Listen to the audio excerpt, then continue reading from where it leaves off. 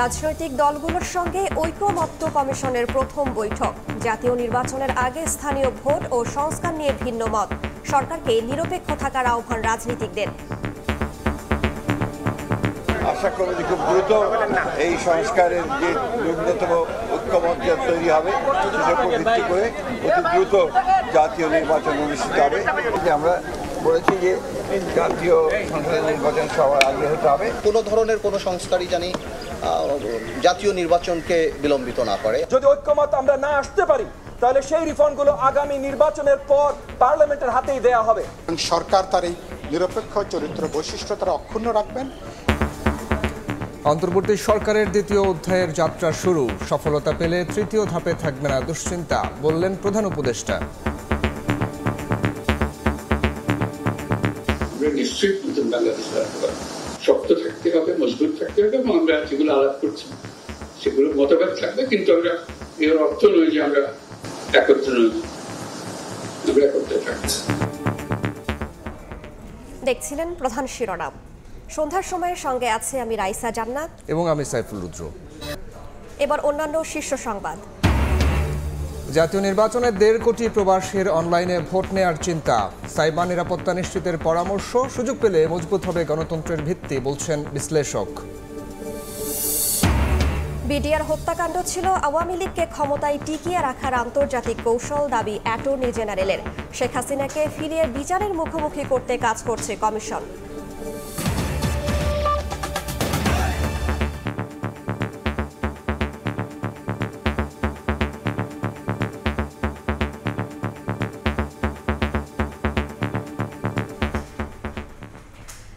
জাতীয় ঐকমত্য কমিশনের প্রথম সভার মধ্য দিয়ে দ্বিতীয় অধ্যায় শুরু হলো বলে মনে করছে অন্তর্বর্তী সরকার। রাজনৈতিক দলগুলো সরকারের পাশে আছে জানিয়ে নেতারা বলেন, সংস্কারের জন্য যেন নির্বাচন বিলম্বিত না হয়। জাতীয় নির্বাচনের আগে স্থানীয় সরকার ভোট নিয়ে ভিন্ন মত রয়েছে রাজনৈতিক দলগুলোর মধ্যে। প্রধান উপদেষ্টা ডক্টর মোহাম্মদ ইউনূসের সভাপতিত্বে জাতীয় ঐকমত্য কমিশনের প্রথম সভা শনিবার বিকাল 3টায় শুরু হওয়া এই সভায় অংশ নেয় 26টি রাজনৈতিক দল ও জোটের প্রায় 100 নেতা। ঐকমত্য কমিশনের প্রথম সভার মধ্য দিয়ে বাংলাদেশের দ্বিতীয় অধ্যায় শুরু, বলছেন প্রধান উপদেষ্টা। একটি জায়গায় আমরা এখন এক আছি এবং আগামীতে আমরা এক থাকবো, সে বিশ্বাস আমার আছে। এটা যদি ঠিক থাকে, যেভাবে আমরা প্রথম অধ্যায় আমরা শেষ করলাম, দ্বিতীয় অধ্যায়ে যদি আমরা ঠিক রাখতে পারি, তৃতীয় অধ্যায়ের জন্য আমাদের কোনো চিন্তা নেই, আমরা নিশ্চয়ই নতুন বাংলাদেশ রাখতে পারবো। একটা জিনিস আমাদেরকে পরিষ্কার থাকতে হবে, এটা একটা মস্ত বড় শক্তি। প্রথম অধ্যায় যেভাবে আমরা কাটালাম এবং এই কাটানোর মধ্যে যে সমস্ত শক্তি আমাদেরকে ব্যাহত করার চেষ্টা করেছে, আমাদেরকে ভুন্ডুল করে দেওয়ার চেষ্টা করেছে, তাদেরকে সুন্দরভাবে সবাই মিলে মোকাবেলা করতে পেরেছে। দ্বিতীয় পর্ব এই হাঙ্গামা হবে, কারণ যাদেরকে বাংলাদেশের মানুষ তাড়িয়ে দিয়েছে, অস্বীকার করেছে, তাদেরকে ত্যাগ করেছে, তারা ফিরে আসার জন্য অত্যন্ত ব্যাপক। প্রতিটি দিন তাদের জন্য মূল্যবান দিন, দেরি হলে তাদের জন্য অসুবিধা।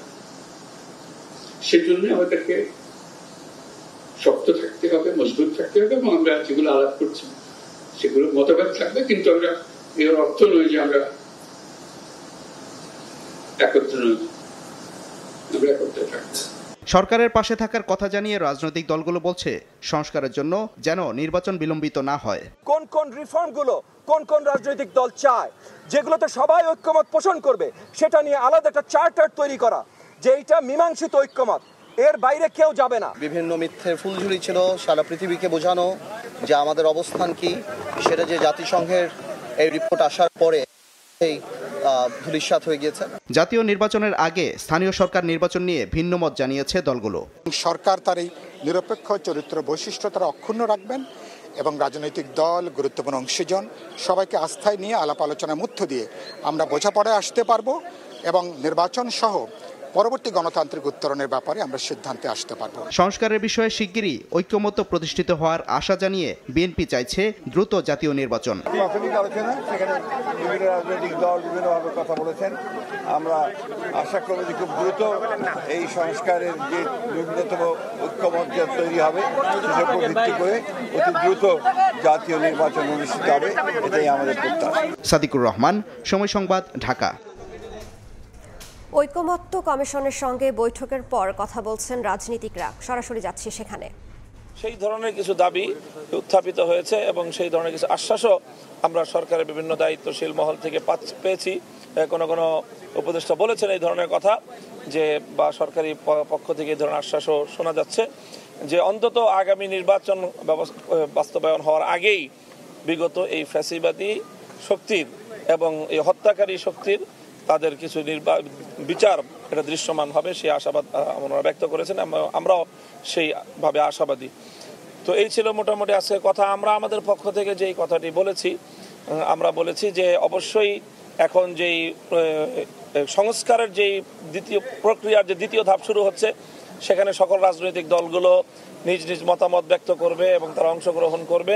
সেই সাথে আমরা চাই যে এই সংস্কার প্রস্তাবনা এবং সেটা বাস্তবায়ন কার্যক্রম শুরু হওয়ার শুরুতেই যে বিষয়গুলো সমাধান হওয়া উচিত, নির্ধারিত হওয়া উচিত, সেগুলো হলো আগামীর বাংলাদেশের ভিত্তি কী হবে, আগামীর সংস্কারের ভিত্তি কী হবে। সেজন্য আমরা মনে করি যে জুলাই আগস্ট বিপ্লবের যে একটি ঘোষণাপত্র জাতির সামনে ঘোষিত হওয়ার কথা আমরা জোর দিয়েছি, সেটি যেন অনতিবিলম্বে সেই ঘোষণাপত্র যেন জাতির সামনে ঐক্যমতের ভিত্তিতে চলে আসে। সেই সাথে আগামীর বাংলাদেশ আমরা কেমন দেখতে চাই, অবশ্যই 2024-এর আগস্ট বিপ্লবের পূর্ববর্তী বাংলাদেশের আমরা পুনরাবৃত্তি চাই না। এজন্য বাংলাদেশটাকে আমরা যেভাবে আগামীর বাংলাদেশ দেখতে চাই, সেখানে যেই অতীতের যেই বাংলাদেশের যে ঘটনা প্রবাহ, সেই ঘটনা প্রবাহের সূত্র ধরে 47, 71 এবং 2024-এর যেই ঘটনা প্রবাহ, সেই ঘটনার ভিত্তিতে যেন আগামীর বাংলাদেশ গড়ে ওঠে, সেই ধরনের প্রত্যাশা আমরা ব্যক্ত করেছি। নির্বাচন ইস্যুতে আমাদের বক্তব্য সুনির্দিষ্ট, সেটাই যে প্রয়োজনীয় সংস্কার হবে এবং প্রয়োজনীয় সংস্কার শেষ হওয়ার পরে চলতি 2025 সালের মধ্যেই 25 সালের শেষ নাগাদ যেন অন্তত জাতীয় নির্বাচনটা অনুষ্ঠিত হয়, সেই প্রত্যাশা আমরা। স্থানীয় সরকার নির্বাচনের ব্যাপারে আমরা আমাদের দলের পক্ষ থেকে সুনির্দিষ্ট কোনো বক্তব্য রাখিনি এবং এই ব্যাপারে আমাদের এই মুহূর্তে কোনো বক্তব্য নেই। আমরা মনে করি যে এই ব্যাপারে রাজনৈতিক দলগুলোর ঐক্যমত হওয়া প্রয়োজন। এরপরে স্থানীয় সরকারের নির্বাচন আগে বা পরে হওয়া, এটা কোনোভাবেই রাজনৈতিক দলগুলোর মতবিরোধ সহ এই নির্বাচনের দিকে দেশ যাওয়া কোনোভাবেই উচিত হবে না।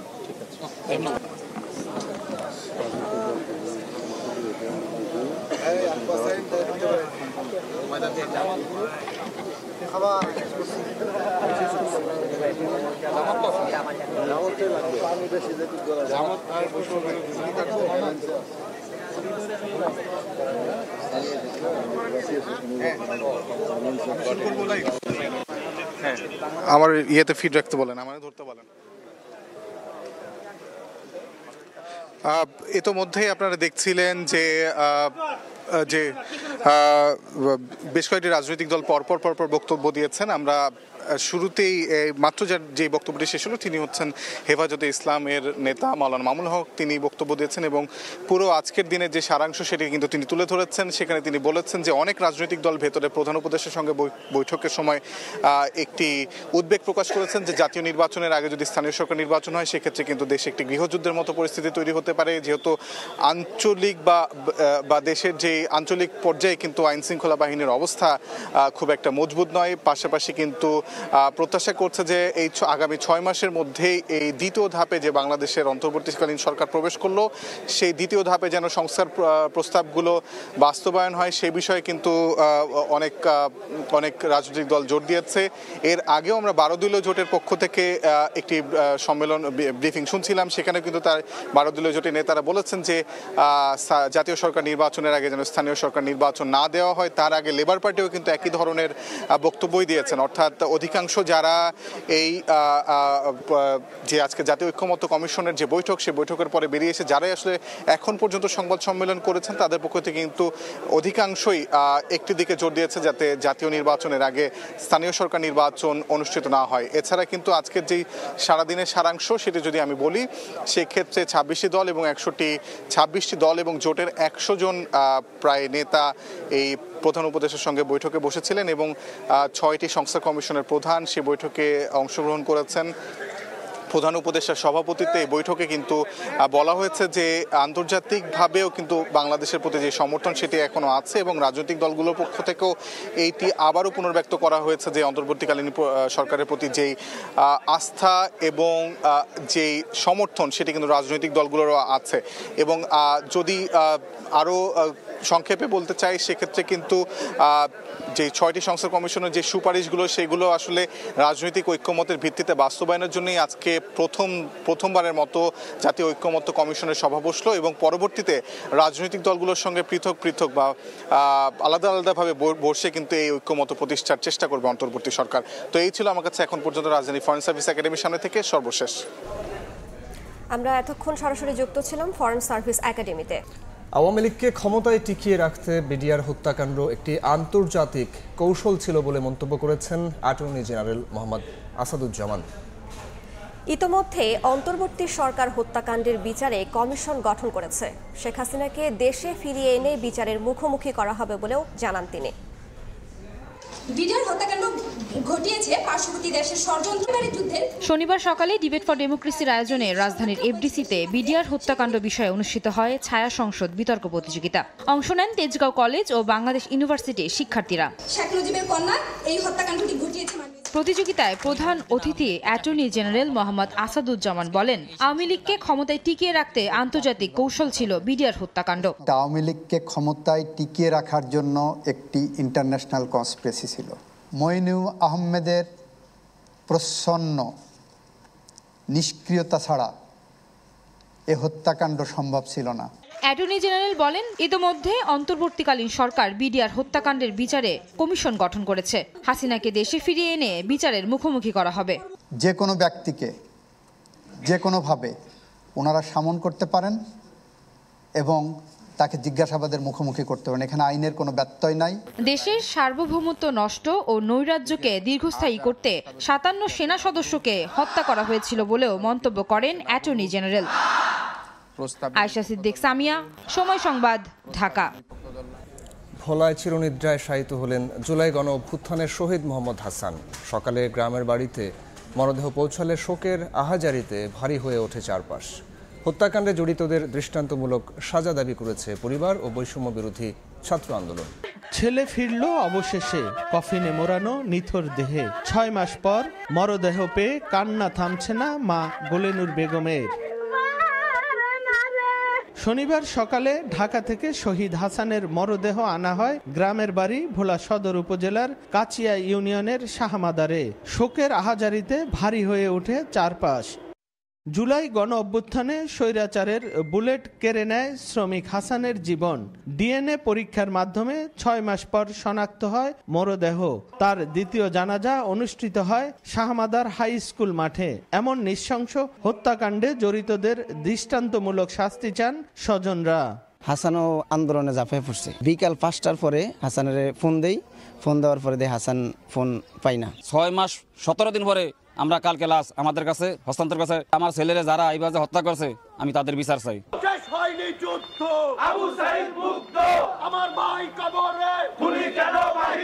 শহীদ হাসানের দাফন শেষে বিচার দাবিতে বিক্ষোভ করেছে বৈষম্য বিরোধী ছাত্র আন্দোলন। পরিবারগুলিকে পুনর্বাসন করতে হবে এবং হাসানদেরকে যারা হত্যা করেছে আওয়ামী ফ্যাসিস্টের যে রেজিমের পুলিশ তাদেরকে বিচারের আওতায় আনতে হবে। মনির গোলেনুর দম্পতির 4 সন্তানের মধ্যে মোহাম্মদ হাসান ছিলেন দ্বিতীয় সন্তান। অভাবের সংসারে সচ্ছলতা ফেরাতে 8 বছর আগে ঢাকার কাপ্তান বাজারে ইলেকট্রনিক্সের দোকানে চাকরি নেন তিনি। নাসির উদ্দিন লিটন, সময় সংবাদ, ভোলা। বদলে গেল বঙ্গবন্ধু স্টেডিয়ামের নাম। স্থাপনাটির নতুন নামকরণ করা হয়েছে জাতীয় স্টেডিয়াম ঢাকা। এক সংবাদ বিজ্ঞপ্তিতে বিষয়টি নিশ্চিত করেছে জাতীয় ক্রীড়া পরিষদ। 1954 সালে নির্মাণের পর থেকে স্থাপনাটির নাম ছিল জাতীয় স্টেডিয়াম। তবে 1996 সালে ক্ষমতায় এসে সেই নাম পরিবর্তন করে 1998 সালে বঙ্গবন্ধু স্টেডিয়াম নামকরণ করে আওয়ামী লীগ। 27 বছর পর আবারও পুরনো পরিচয়ে ফিরল দেশের ঐতিহ্যবাহী এই স্টেডিয়ামটি।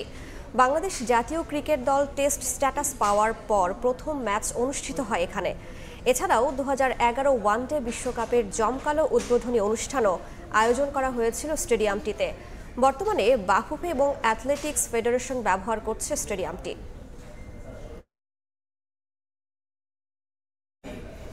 এ পর্যায়ের শীর্ষ সংবাদগুলো জানিয়ে দিচ্ছে আরও একবার। আগে জাতীয় নির্বাচন চাই বিএনপি সহ বেশিরভাগ রাজনৈতিক দল। ঐকমত্য কমিশনের সঙ্গে প্রথম বৈঠক। সংস্কার করবে রাজনৈতিক দলগুলোই, বললেন প্রধান উপদেষ্টা। বিডিআর হত্যাকাণ্ড ছিল আওয়ামী লীগকে ক্ষমতায় টিকিয়ে রাখার আন্তর্জাতিক কৌশল, দাবি অ্যাটর্নি জেনারেলের। শেখ হাসিনাকে ফিরিয়ে বিচারের মুখোমুখি করতে কাজ করছে কমিশন। এ ছিল সন্ধ্যার সময়। সঙ্গেই থাকুন সময়ে।